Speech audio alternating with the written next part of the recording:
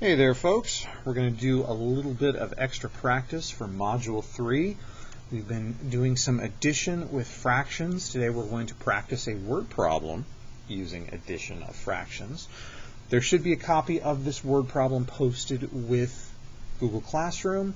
I'm going to write it up here. Please copy it down so that you have it here in your notes as well. Okay. We're going to start by talking about Mr. Sinofsky. My pencil will behave. Mr. Sinofsky used 5/8. So 5/8 of a tank of gas.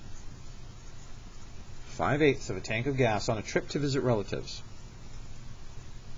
We'll just say on a trip. Okay. He used another 1/2. Now we're writing this as a kind of a combination. There's a number and a word here, but in your mind I want you to picture the fraction 1/2, 1/2. Okay. He used another 1/2 of a tank, 1/2 of a tank going to work. So commuting to work, driving to work. He then took another trip. Must be nice to be Mr. Sinofsky. He then took another trip and used 1/4 of a tank. Didn't write the word of this time, but we still say it. 1/4 of a tank of gas. Okay. You know that you can pause the video if you need a little more time copying this down. Mr. Sinofsky used 5/8 of a tank of gas on a trip. He used another 1/2 of a tank going to work. He then took another trip and used 1/4 tank of gas. Our question, what we are going to need to determine, how many tanks of gas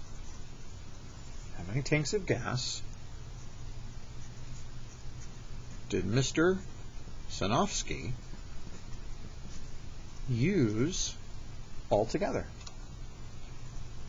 Altogether. There we go. Okay. So how many tanks of gas did he use on his trips and driving to work? Okay. We see the word altogether. We know we're talking about one trip, driving to work for the week, taking another trip. Altogether, putting these things together, we're thinking addition, right? So I'm going to write the fractions. 5/8 plus 1/2. Now remember, we're not going to write the word, we're going to write it as a fraction, 1/2. And then we'll combine that with that final 1/4. Okay. Now there are a few ways we can do this. If you like using the method where you are drawing a box, breaking it up into pieces, and then using those partner rows, breaking it up going across as well, you can do that, but you can only do 2 at a time. So you would probably add these together first. Once you've got the answer, you're going to take that answer and you're going to add it to 5/8. Same thing, you're going to have to draw 2 more boxes, combine. It works, but it's a little time consuming. So I am going to use least common multiple. Least common multiple. We talked about this in lesson 3-2, so hopefully it's not completely surprising. Okay, it's not completely new, I should say. LCM, least common multiple. So I'm thinking, what is the least common multiple for 2, 4, and 8? I'm going from least to greatest. And I'm just going to write 2, 4, and 8. And I'm going to list out their multiples. Usually the first 5 will do. I may need to do more, we'll see. Okay?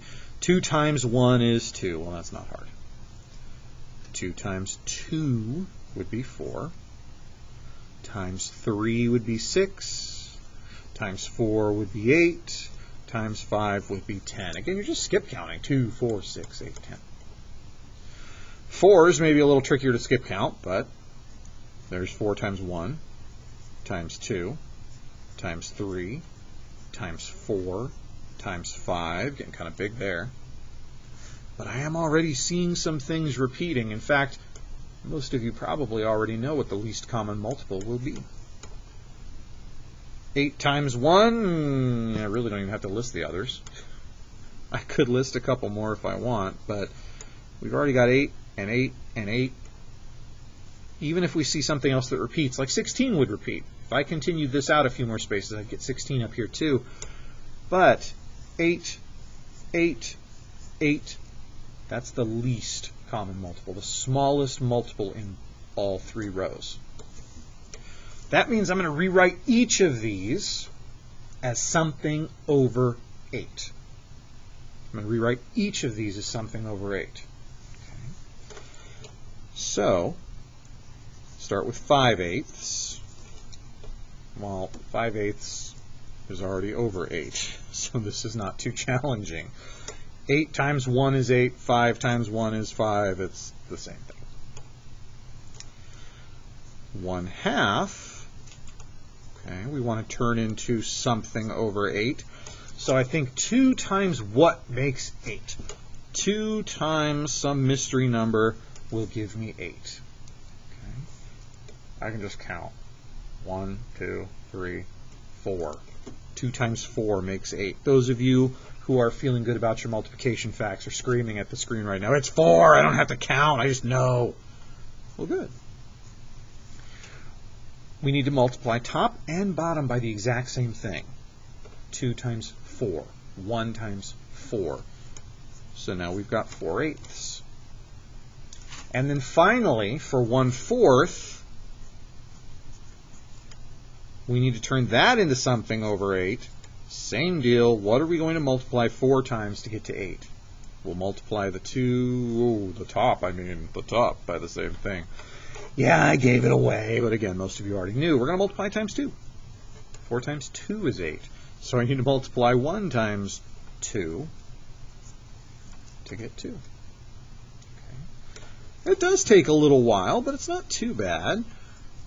Now we can add all this stuff together. Now, really, these things on this side, I'm done with that stuff. I changed it into these equivalent fractions. These are the ones I'm really adding. 5/8, 4/8, 2/8. You remember that the denominator is not going to change. It's going to stay 8. So 8, 8, 8, 8. All I'm really doing is adding 5 plus 4 is 9, 10, 11. Okay.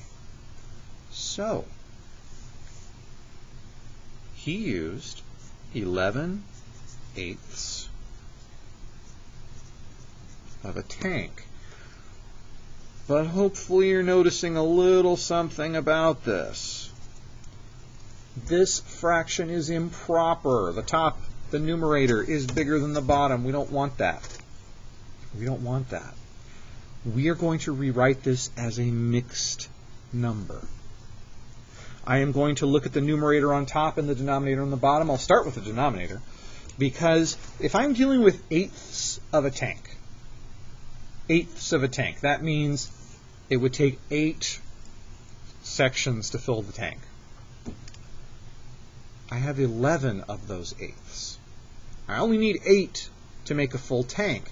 So looking at 11, I can take 8 away from that. I can take 8/8. I'm going to kind of split this up.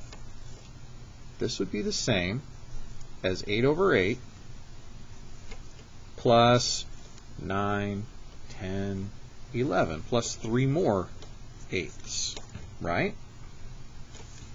11/8 would be the same as 8/8 plus 3/8. I want 8/8. I want the numerator and denominator to be the same, because anytime the numerator and denominator are the same, that means they equal 1. And I like that. So this is the same as saying he used 1 full tank of gas, 8/8, and then you have the 3/8 left over. So, how many tanks of gas did Mr. Sinofsky use altogether? I'm going to fix that K a little bit. How many tanks of gas did Mr. Sinofsky use? He used 1 3/8 tanks of gas. And that is your final answer. When you are adding fractions that have unlike denominators, different denominators, you need to make those denominators the same. We practiced drawing models and diagrams and using the boxes, and that still works. But again, you end up doing 2 problems that way. You would have to add this, get an answer, then take that answer and add it to this. It works. But as you get more comfortable with least common multiple, as you get more comfortable finding equivalent fractions that have the same denominator, this goes a little quicker. Whichever strategy you use, you should get this answer. Okay. Now, that's going to be it for today. Go ahead and make sure you have this written down. We'll go over it in class if you have any questions, and we'll do some more problem solving because you will see this kind of thing on your exam. You will see this on your test. All right, thank you, ladies and gentlemen. As always, if you have questions, put them on a sticky note, bring them to class, we'll discuss. Otherwise, I will see you next time. Thanks, everybody.